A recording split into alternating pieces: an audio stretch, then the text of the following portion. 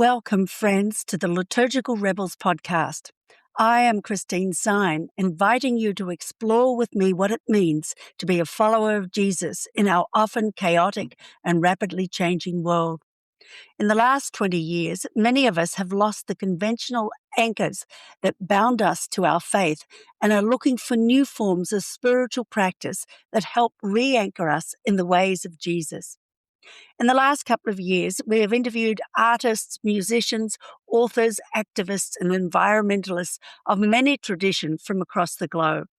They often think outside the boundaries of our own experiences to help provide us with new foundations through which our faith can grow stronger and our connections to God can grow richer. I hope you have found these to be as provocative and stretching as we have. In this third season of Liturgical Rebels, I have already had some exciting new guests and others lined up for the months ahead. But if you have suggestions of artists, musicians, authors, or environmentalists that you feel would be interesting guests, I would love to hear from you. Please let your friends know and help me spread the word about the podcast.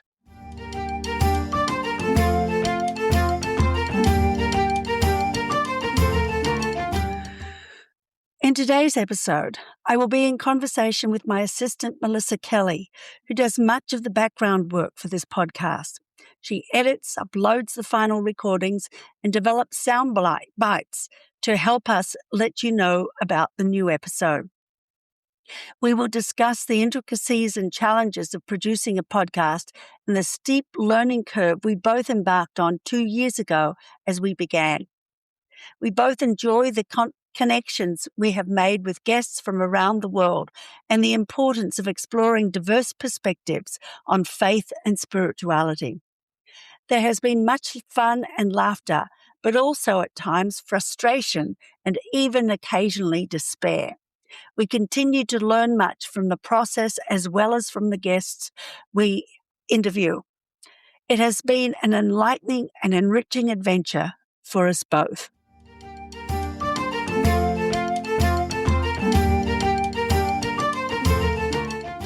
Melissa, welcome to the podcast. I think it's high time that we had a chat on air about the podcast because you have been the person in the background for the last 2 years making sure that the episodes get on air.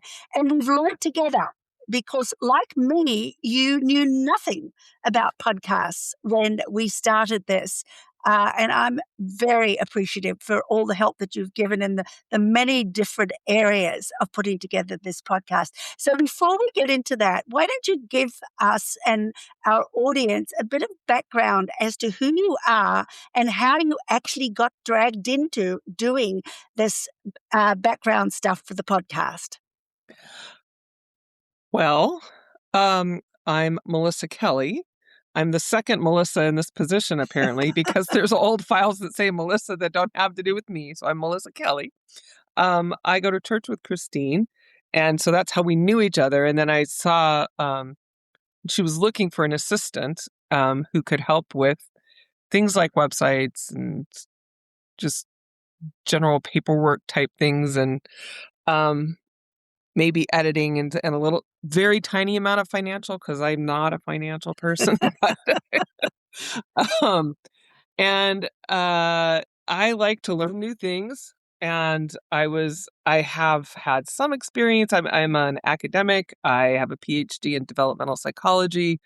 Was a professor for a while and had some experience doing as a side gig, as you do as a professor. You have all these different extra things you end up doing. I had done some website management for our department, so I kind of knew some stuff about that. So I felt comfortable jumping in, which is sort of how I ended up with this podcast stuff. And the reason I was willing to jump in, I didn't know nothing. I knew next to nothing because I do a very minimal podcast for our church because I'm also the church administrator or office coordinator, volunteer coordinator. And so our church, before I ever even started, they had this whole thing where they would take the sermons, recordings of the sermons, and post them on the website. I think that started in COVID. And I inherited that when I got the job. But that's very minimal. That's just like editing down a clip from an audio and and putting it onto the website. But I at least knew that step. So yeah, so I was brave enough to jump in and say, okay, I'll learn what has to be learned. But it was kind of a lot. I was very relieved when we looked through all the stuff. It was like, okay, we'll use Buzzsprout because I knew Buzzsprout before. So that was nice that was a recommended platform. And Yeah. it's been really good for us, hasn't it, Buzzsprout? Yeah. I think. It's been very, very easy to use for two newbies who don't really know what we're doing. Yes. Yeah. And even after 2 years, we're still not sure what we're doing half the time. Yeah. So, Yeah. I mean, you were saying something about, what's been frustrating about this. And I think the most frustrating thing for me is I know how to put this out every other week, but if anything goes wrong, I generally have no idea what went wrong or what to do about it, because it's like if I do all the little steps, it's sort of like superstition, if I'm facing this direction and hit enter over there, then it's all going to work. And if it doesn't, I got nothing. Like, I don't know how to go in and program anything. So yeah, that's the most frustrating thing, is feeling like I'm sort of dancing on a thin layer of ice across the stream of podcasting. But which is why we need something like Buzzsprout. But I think last week you had a little bit of a challenge when somehow everything got muted. Yes. Oh my gosh, that's never happened before. 2 years. And I downloaded everything from, because you have to use one program we use one program to record. We use another program or service or whatever, another app to edit everything into one audio strip that we then download onto Buzzsprout. And I had downloaded all of the tracks in the app that we do the collate everything piece with, and everything just muted. I couldn't figure it out at all. I had no idea. I mean, I think I brushed the touchpad or something at exactly the wrong moment, but I have no idea what keys I hit as I was moving my hands doing something else, or dropped something on the keyboard. I don't even know. I just turned around and it was like everything was the wrong color. And I couldn't get it to go back to, I tried for quite a while. And finally I just thought, well, I'll just redo the whole thing. So that's what I did. Oh, wow. Yeah, it was frustrating. Yeah, But that is definitely frustrating. Yeah. Particularly when you still don't know what you did. So hopefully it'll never happen again. Yeah, if it happens again, I'm going to be like, oh, but at least I'll know. Forget about it. Just go start all over again. And I won't waste any time trying to figure out what went wrong. Yeah. Oh, wow. So what have you enjoyed? Let's get to the fun things. What have you enjoyed most about this? I mean, I really do like that. Although I feel like I don't know anything, I do like that I've actually learned a fair amount about doing something I don't know that I would ever learn how to do this. But so here's a whole new skill set, which I always enjoy that. Yeah, I've enjoyed learning about picking up various things here and there about like Celtic spirituality, which I had a little knowledge of, but not more just in general terms than little specific things, which I feel like I've been picking up all along. Yeah. What have you liked the most about it? No, well, I think what I've really enjoyed is that during this stage when I haven't had a chance to travel so much or anything, has just been for me the stimulation of talking to interesting people. And all over the world, literally. And some of whom, I've known in the past, but usually learning new dimensions of who they are. And that's been fun. And now, more lately, interviewing people who I don't know and haven't known. And that, some of them, like somebody made the comment on the last podcast episode that I did with Susie Lee. They said, are you Susie's mother? Because they said we sounded so much like family. And I've never met Susie. And so, those kind of instant connections, and I think there have been a few other people like that, where there's been tremendous connections because of the things that people are talking about and, shared interests and things like that. And just the fact of learning things from people like that too. That's been really fun for me as well. Yeah, that it makes me having because one of the things I enjoy about listening to it is hearing the connections of people that and like, oh, do you know so and so? Oh yeah, I know so and so. So it's like, you get this whole you can intellectually know the world is smaller than it seems, but hearing those connections really brings into focus that it's a small world. Yeah. Um, yeah, Well, and we just, before this started, we were talking about that in the last episode, I said to kind of threw out if people know people who they think might make interesting guests on the podcast, please put me in touch. And we got an email from Ecuador. Uh, and I mean, it looks a really exciting possibility of speaking to Indigenous people from one of the tribes in the Amazon. And I thought, wow, that's not something that I could ever have set up. And so it's just fascinating to see the kind of connections that come through in this way, and that make it even more interesting, I think, for me and hopefully for those that listen on a regular basis too. yeah. It makes me think of Madeleine L'Engle would talk about the difference between Chronos and Kairos. Mhm. And in the backs of her books, there would be a Chronos chart of all the people in the books and what happened. And it would just be like, that person's mother and that Mhm. person's sister and their friends. And then the Kairos ones would be the connections between books. So it'd be like this character that showed up in these 3 different books. Mm. And it just would map up all the different books Ah, that uh-huh. that the different characters had been in, because she was really interested in this idea that there's connections that are very much timeline bound, and then Uh-huh. there's connections that are more of the heart or the spirit or the things you can't plan for. Like, that's when you said that. Yeah, I don't know how I would have gotten it. Ecuador is a that's kind of a Kairos connection, right? Just Yes, very yeah, definitely. Yeah. Well, and I love that. I mean, part of my goal with the liturgical rebels is to help us connect to people around the globe, and therefore to broaden our understanding of faith and faith practices. Because I think, I know when I lived in Australia and first committed myself to Christ in a serious way, I had a very narrow view of what that meant.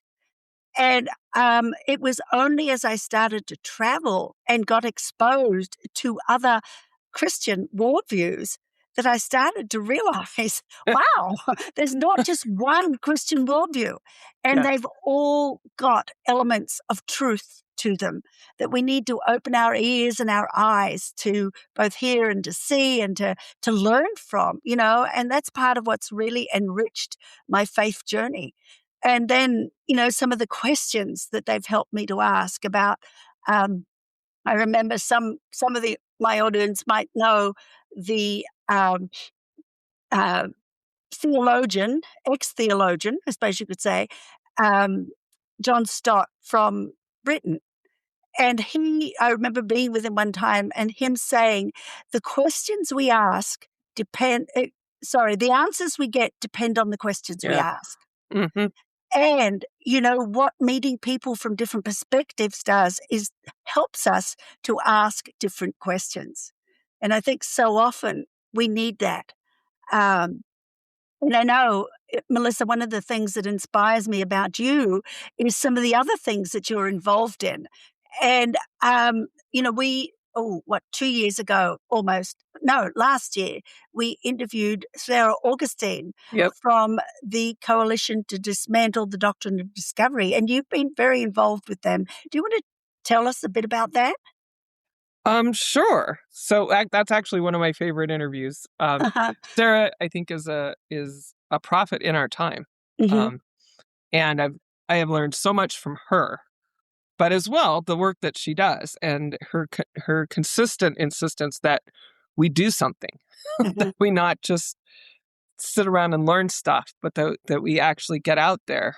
So she's an indigenous thinker and leader who was put together over the last, I think it's a little over 10 years since they started the coalition, but truly a coalition of different churches and organizations that are all working in various different ways to, and in a very non-top, like a very bottom-up grassroots kind of way, working to dismantle the doctrine of discovery, which is that papal bull that was put out, in the 1400s that is very intricately and definitely woven into our legal system here in America and across this globe, anywhere where Yes. empire tromped across, because it was the doctrine that said, if you get to the land and there's nobody there that believes in Christ, it's empty, and you Yes. get to take it over, regardless if there's millions of people there. If they don't believe in Christ, take it for God. Yeah. And it's since been rescinded, and, the popes have said whatever they've said about it, but it is law in this country. I mean, Ruth Bader Ginsburg used Doctrine of Discovery not that long ago, because it's part of our property laws of what you can take over or not take over, or how does ownership of land work, because we didn't do ownership of land on Turtle Island until the empire and all the refugees from Europe came over and started doing ownership of land. So she's working with lots of different organizations to start to pull the doctrine of discovery and the dehumanization that comes with it out of our country and our laws and our way of doing things. And she's got a very long-term, beyond our lifetime plan for doing this. And her background is both indigenous and Christian. So a lot of her work, she has worked with churches because she's very well aware of the resources that churches have, and churches writ large, our culpability for what has happened with the doctrine of discovery and how much we as religious institutions supported the doctrine of discovery, and set up schools that tore indigenous children from their families. Oh, yeah. So yes. Yeah. So I love her call to Christians. I love her call to Americans. I love the work that she's doing. So it's been a joy to learn from her about what can be done, and what has been done. Yeah, I was very much inspired by the interview I did with her too. Just incredible woman and incredible knowledge of the situation. And in a way that is helpful, because people so easily get angry in these situations, and she has none of that. And I was blown away with that as well. And one of the things I'm looking forward to I'm not quite sure when, but in a few weeks, I will be interviewing Ray Minnicon, who is an Indigenous Christian leader in Australia that Tom and I met probably 25 years ago. And, the impact on me of being in a conference with Indigenous people from my own country and hearing stuff that I had never heard before. There they call it the stolen generation. And so I'm looking forward to that and probably learning more that will have me weeping about my own country and the history that we have. And, that's part of what I'm hoping that this podcast will continue to do for people, is to make us weep when we need to weep, and make us, kind of break down our boxes when we need to break down our boxes as well. So what other episodes have inspired you? Well, I really, I don't know if it's imprinting from, your first experiences are so memorable or what have you, but I really did like the artist series that this podcast really started off with. But when I think of the things that have really stuck with me, they loom large. I mean, I really, the Martin Poole one with the beach huts doing was it Advent with the beach huts or Christmas? And I love that. Martin Poole is British, and a great, oh yeah, me too. Because I grew up in the church. I was baptized, and I was baptized for adult reasons. I got it when I was 5, And then since then, this is probably terrible for a Christian or what a religious person to say, but I am not very interested in theology. Mhm. I don't really care what other people think about God that much, but I'm super interested in what they're doing Mhm. and how they're living it out Yes. and what is their practice. And so the artists really, they really nail that, right? So I Mhm. also loved like the Naomi Lawrence. I had heard of yarn bombing and I'd heard the term and had no idea what it was. So I was so interested to hear what she did, to see pictures. So I was like, oh, that's yarn bombing. Yeah. I hadn't known. I just seen like, I don't know where I'd heard of it before, but I had heard the term and didn't have any picture in my head. Like other than like some people throwing yarn at stuff, I really didn't know. I was like, I Yeah. don't know what this is. But and the idea that that practice would both make a place more beautiful, but also involve the whole community. I Yeah. love things that are building communities. So that was fun to hear about. And I've loved Kelly Lattimore's icons Mhm. ever since I've seen them, and didn't actually even know his name. And then once I had heard his name, totally thought he was a woman. Kelly. I don't know why. I know plenty of Kellys. That's my last name, and I've known plenty of guys that were Kelly, but that's still my default. So it took me a while. I think it might have been until the podcast till I was like, oh, Kelly Lattimore. Okay, now I've got it. But I was familiar with the images long before that, so that was fun to hear that, and again Mhm. hear that sort of different trajectory of. I mean, I don't know anybody who's stood in front of a church doing art that wasn't music. Mhm. So Yes. that was really fun that he'd had this developmental progression of being up in front of the church drawing stuff. And I was like, oh man, why didn't any of my churches hire? That's what I want. Forget the organ. Could I have someone drawing the story Yes. while I'm there? But Well, anyway. it shows how we have kind of narrowed what Christian Mm-hmm. worship looks like too, Yes. you Yes. know? Just as we've narrowed what teaching looks like. Because as you know, there's nothing worse for me than to have somebody stand up in front of a church for an hour and give a sermon. I mean, it just drives me crazy. And yet, that's what some people think is Yeah. church. And so to see these other expressions of what it means to be a person of Christian faith, I think is just wonderful. So, yeah, and if people know other artists, I mean, I would love to interview some other artists. Because I think it's a huge area where we have so much. I think in what's going on now with a lot of the unrest that's going on, it is often the artists and the musicians who are out in front of who bring about the kinds of change that we need to see in Yes. our society. So I'd love to interview some more and help people to get some more senses of this too. But yeah, no, I loved those artistic ones. And as you said, the Celtic too, because I'm Yeah. enjoying Celtic, and I've got a few more Celtic people lined up for the beginning of Celtic Advent again this year that I'd like to try. I'm hoping I can get to do interviews, because one of my biggest frustrations is the fact that often you'll contact people and they say, "Oh yeah, I'd love you to interview me," and you never hear from them again. Yeah. Yeah. You email them and you email them. Oh, that is Life just so. happens. Yes, Yeah. yes, and you don't know why. Did I say something Right. that offended them? Did they just get too busy? Is my Right. podcast too small? Uh, what is Yeah. it? That Yeah.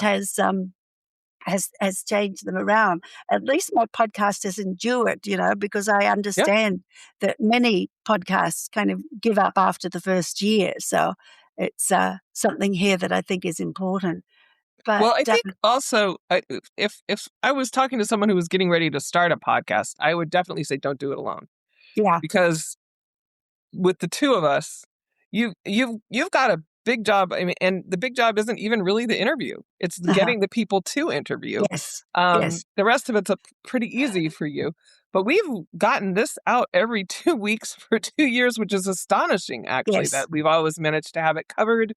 And it's rarely been a scramble. I mean, things that have been a scramble have not been, they've been tech stuff that hasn't gone hmm smoothly, not, oh, we don't have something in the can to go. which is amazing. And I think for one person to do all of the collating and the tech stuff to get it out after the interviews happened, that would be a lot for one person. I think Yes. to just consistently get the interview scheduled, the interview done, the interview recording taken care of, like Yeah, and that's a edited lot. and everything. Yeah. Well, and I think one of the reasons that a lot of people get discouraged is, I read this after I'd started the podcast, is that the average new podcast gets 35 downloads in the first week. Now, Yeah. fortunately, because I had other platforms, Yes. Yeah. ours did better than that. But Right. I mean, we're probably averaging between 2 and 400 views of any episode, which is not enormous from some people's perspective. But I know it's having an effect. And I know too that some of those people listen to it in a group. So you don't really know how Right. many people are listening to it. Um, but it is something that, it can be a lot of work. It is a lot of work. Yeah. And if you don't have your connections, I mean, a friend of mine who also does a podcast says, and their podcast is going very well, but he says to me quite frequently, but he says, I don't have the connections you have. You have Right. connections like the people I've just lined up in Australia. Um, they're people that we've known off and on for years, so it makes Right. it easier for me and things like that. So it's very hard for some people to get the traction that they need to be able to get the people to come and to be interviewed on the podcast. So I was trying to think of which episodes I liked the best. I really, really enjoyed, as I just mentioned, interviewing Susie Lee about raising kids who care. I found the topic interesting, even though I've never had any kids. But there was so much chemistry between us. And as I said, somebody even wondered if we were related. But I think that is something that is fantastic for me. Um, I know I've interviewed uh, Brian McLaren a couple of times, and part of what I love about interviewing Brian McLaren again is that he's somebody I know, but he Right. always has interesting new things to say. And I think the last time I interviewed him about his science fiction novel, we discovered that each of us have a passion for science fiction. And so it was just fun to share some of our passion for a similar kind of topic. And I think that that's something that I really enjoy. And then there's some of the intellectuals that I've interviewed. One that comes to mind is Mark Wallace and When God Was a Bird, and talk about an out of the box approach to Christianity. It was fascinating for me, and probably one of the interviews that beforehand created the most nervousness in me because I didn't know Mark. Uh, and I had no idea how he would respond, and what he would be like or anything like that.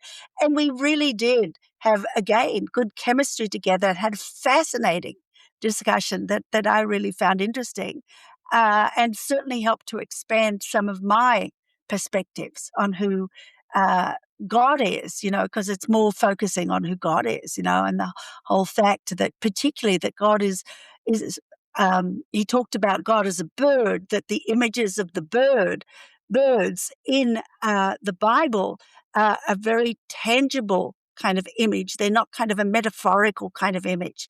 And that he very strongly believes that part of God is creation as well. That it's not just that God is in creation, but God is creation to a certain extent. So I found that very stimulating and very um, important too.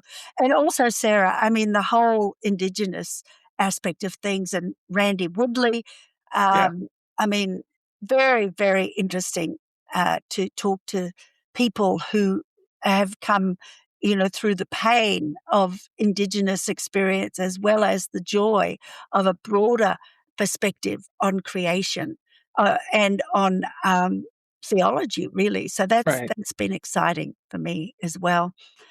Yeah, I So always find that ability. I mean, definitely Randy and Sarah have this, but that the ability to make the divine concrete and to actually make real connection between sort of religious intellectualizing of the spiritual and the actual world and actual yes, experience is just so much more interesting than I mean, I grew up evangelical, and most of that was all about what's happening in your heart, yeah, in your mind, in your personal life.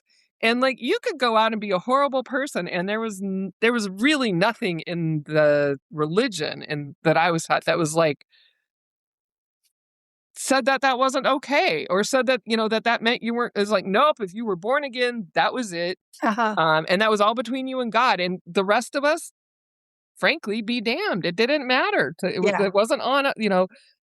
If you and God were good, then that was all that mattered, no matter what you were doing to everybody else. And I really appreciate a spirituality that that comes as like, there's some responsibility for balance. yes, And there's some responsibility for paying attention to the rest of the world and to seeing the divine in the rest of the world.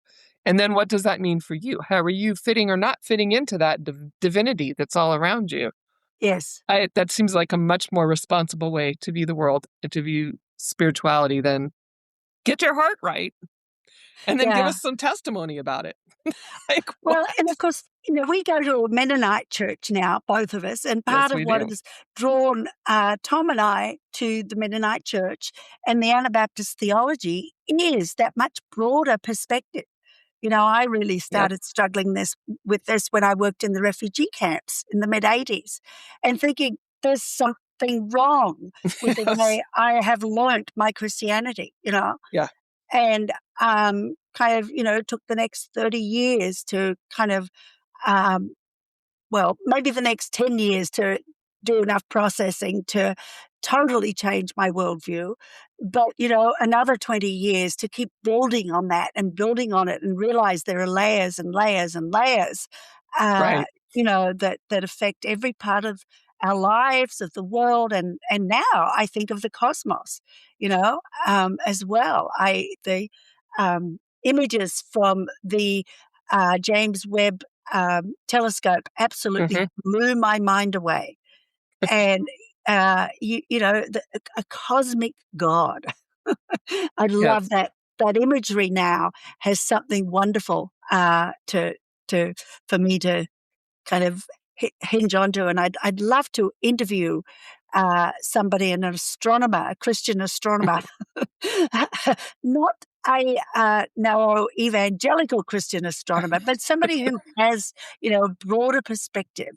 That can grapple with some of these things. So, if anybody knows somebody that fits into that kind of a dynamic, it would be great to hear from you, because yes, we do. We're not wanting to kind of break down people's barriers for the sake of breaking down barriers, but we're wanting to break down barriers to enrich people's faith and to increase their connection to the divine presence in everything. Yeah. Because, boy, wow, uh, it's mind blowing in a lot of ways, and I think for both of us, I think our faith has grown because this has been the dynamic that we have grown into Yeah. over the last however many years. So, um, Exactly. yeah, yeah, which is exciting. Um, what else would you like to share with our audience, Melissa? Woo! I Well, I will just leave with the one interview that I haven't mentioned yet that I have to say of all of them has stuck with me the most in terms of rethinking church Uh huh. would be Kathy Escobar's. Ah, Like, uh huh. I've never heard of church like that. I still just keep going like, what kind of church is? I want to go see this place. What like, yeah. I'll I take you still don't. sometime. Yeah, Yeah. Yeah. we should do a field trip to Colorado. Exact. Yeah. That sounds, yes, let's do it. I would love to, because it sounds fabulous, but I also kind of can't. It's like one of those really good books or movies that you love, but you also are like, I'm not sure I understood that, but I really loved it. Yeah. Yeah, oh, no, I mean, Kathy is an amazing woman, and the work that she's been involved in at different times is amazing too, and yeah, the church, I mean, it's a very, very unusual church, Yeah. because of the homeless people they have that are involved with it, and I think there are even some professors from the university there, or they were when I went there a couple of times and things like, yeah, fascinating Yeah. dynamic. Yeah, yeah. Where in Colorado are they? I don't remember now. I think it's Boulder, Colorado. All right. I know where we can get some housing. So let's have Yeah. a It's oh, it's it's Boulder than Boulder, Denver. Denver. I know people. Yeah. Okay. Yeah. No, We we just need we to get should, over there. yeah. No, and I'm sure Kathy would love us to come again sometime, so that would be great, yeah. But yeah, no, it's funny, I'd totally forgotten about interviewing Kathy, but Oh she's a yeah. fascinating I person. I think about that interview periodic Mhm. more than many of them. Interesting, yeah. Just because like that whole idea of having a different kind of church, a Yeah. really different kind of church, not just hey, let's add a drum set to the whole thing, but like really doing church differently. Yeah. Well, and I think the other one who really does church differently is Mark Pearson from New Zealand.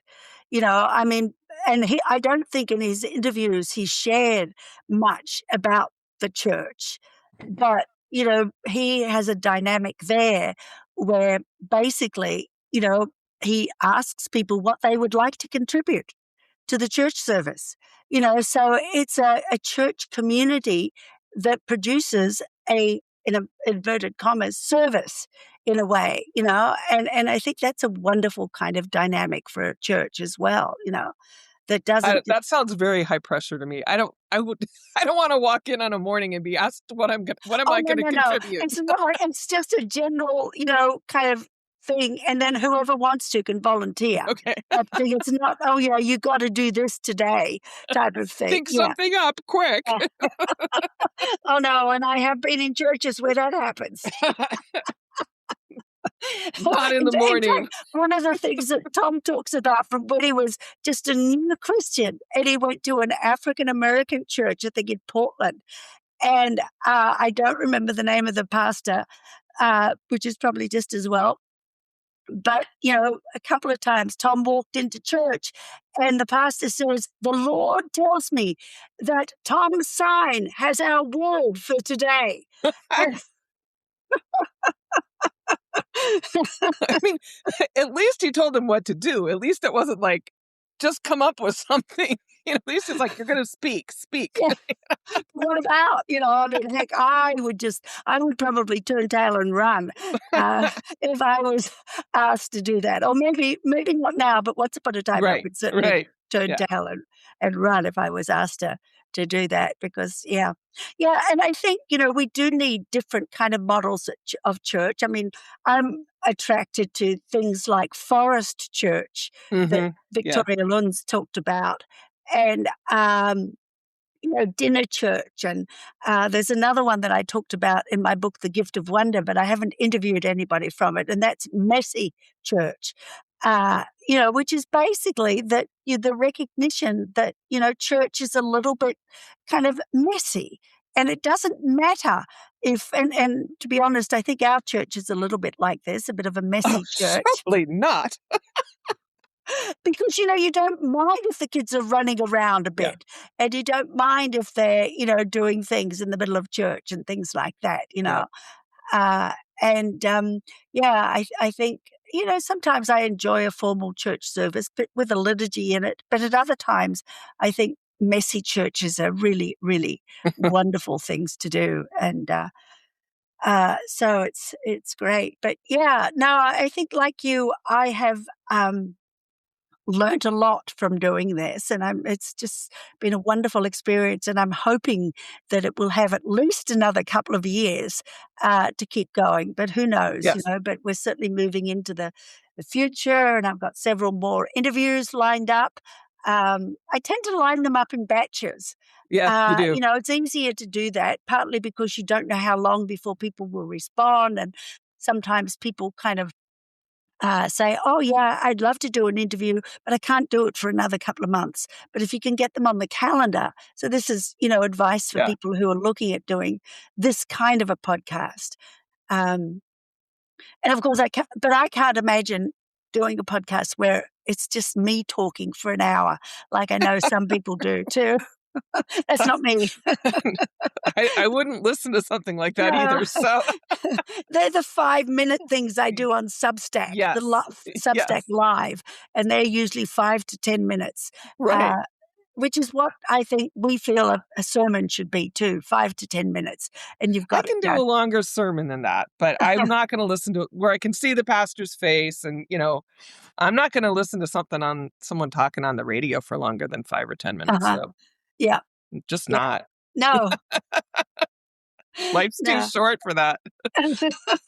Oh, I agree. So anyway, well, thank you, Melissa. I hope that this has given people a little bit of a snapshot of what it takes to produce liturgical rebels. And, we would like your comments, your feedback, not just about, we'd love to know which of the episodes you've enjoyed the most as well, and what kind of episodes you would like to hear more of. We really appreciate feedback from people. It's not something that's meant to be, oh, this is Christine's thing or whatever. This is something that, those of you that have been to workshops that I do know that I like the dynamic of backwards and forwards, because I think that's the way we learn the best. So Well, please. and we've been going for 2 years now. So if there's someone you want to hear from again, Yes. probably it's time to get them back on the calendar. Exactly. That too. Yeah. Yeah. But, the main areas, I do enjoy looking at different approaches to liturgy, because I enjoy a bit of a liturgical background in a service. Sustainability and environmentalism, very, very important, I think, in today's world.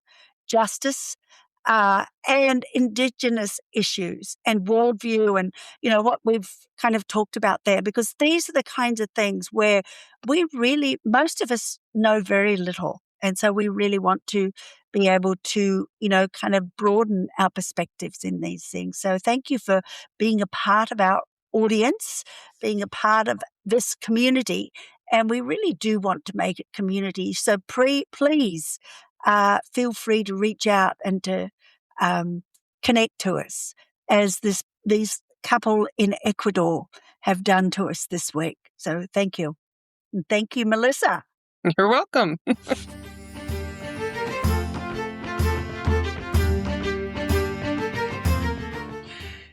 In today's entertaining episode, I was in conversation with my assistant, Melissa Kelly. We introduced you to the intricacies of developing a podcast from scratch with little prior knowledge of what this meant. We allowed you to glimpse some of the challenges and frustrations, but also the joys and enrichment it created for us. We reminded you of some of our favorite episodes and encouraged you to interact with us, as that is often the way that we grow and learn together. In the next episode, I will be in conversation with Ray Minicon from Australia. Pastor Ray Minicon is a descendant of the Kabi Kabi Nation and the Gureng Gureng Nation of southeast Queensland. He is also a descendant of the South Sea Islander people with deep and abiding connections to the people of Ambrim Island. Ray holds many leadership roles among Indigenous people, not just in Australia but around the world, including being vision keeper of the World Christian Gathering of Indigenous Peoples, which connects Indigenous Christians globally to encourage dialogue and friendship with Indigenous nation groups globally.